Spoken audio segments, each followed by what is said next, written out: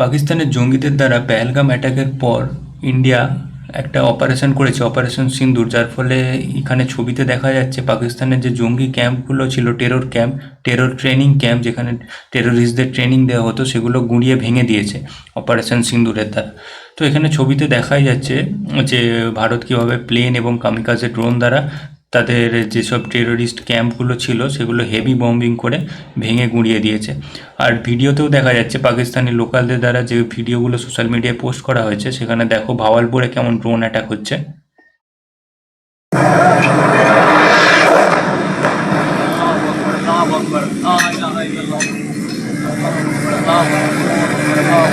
देखना काम कैसे एरिया वहां वीडियो क्या जो भी ভাওয়ালপুরে ড্রোন অ্যাটাকের মাধ্যমে এটা করা হয়েছে, এই অ্যাটাকটা, যেখানে ভিডিওটা সামনে আসছে। তো কদিন ধরেই দেখা যাচ্ছিল প্রধানমন্ত্রী, নেভি, অজিত দোভাল, রাজনাথ সিং এবং আমাদের এয়ার চিফ এনাদের সাথে বৈঠক করছিল, এবং আমাদের নেভিরও হেভি মুভমেন্ট দেখা যাচ্ছিল। বিক্রমাদিত্য এবং আইএনএস যে বিক্রান্ত ক্যারিয়ারগুলো আছে তাদের ডিপ্লয়মেন্টের খবর আসছিল। কিন্তু 4 মে অর্থাৎ এই অপারেশন সিন্দুরের 2-3 দিন আগে PM Modi air chief AP সিংয়ের সাথে একটা বৈঠক করেন, এবং তার ঠিক 2 দিন পরে 7 মে অপারেশন সিন্দুর করা হয় ভারতের তরফ থেকে। এখানে প্রেস ব্রিফিং করা হচ্ছে অপারেশন সিন্দুরের পর।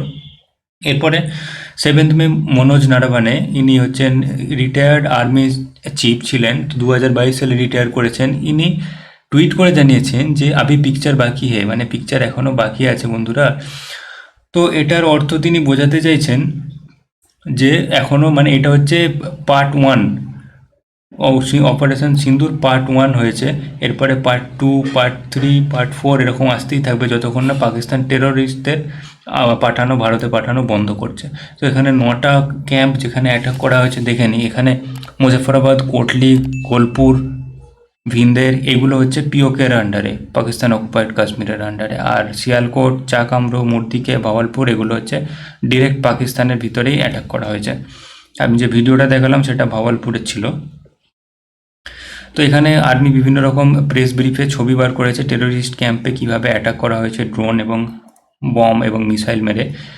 আর এরপরে একটা বড় খবর আসছে, যেটা হচ্ছে ভাওয়ালপুরের মার্কাজ সুবহানাল্লাহতে যে হেডকোয়ার্টার ছিল জৈশ ই মোহাম্মদের, যেখানে যে টেররিস্ট হেড ছিল মাসুদ আজহার, এনার ফ্যামিলির 14 জন মারা গেছে এবং 4 জন ক্লোজ মেম্বার মারা গেছে, টোটাল 14 জন।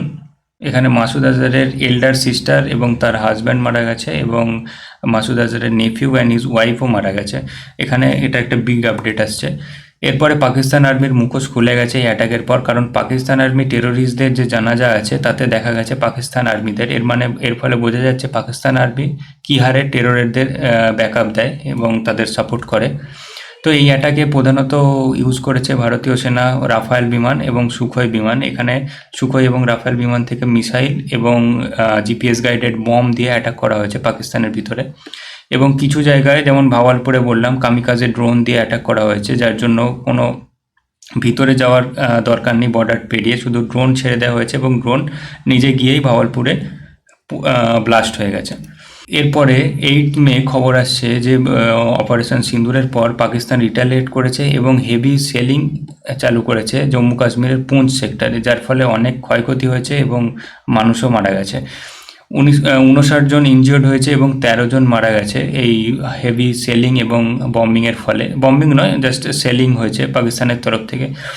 এবং ভারতীয় সেনাও পোস্ট করেছে যে নিউ দিল্লি কনফার্ম করেছে well prepare to retaliate if Islamabad escalate situation. যদি অপারেশন সিন্দুরের বদলে যদি ইসলামাবাদ কিছু রিটেলিয়েট করতে আসে, তাহলে ভারতীয় সেনা ওয়েল প্রিপেয়ার্ড।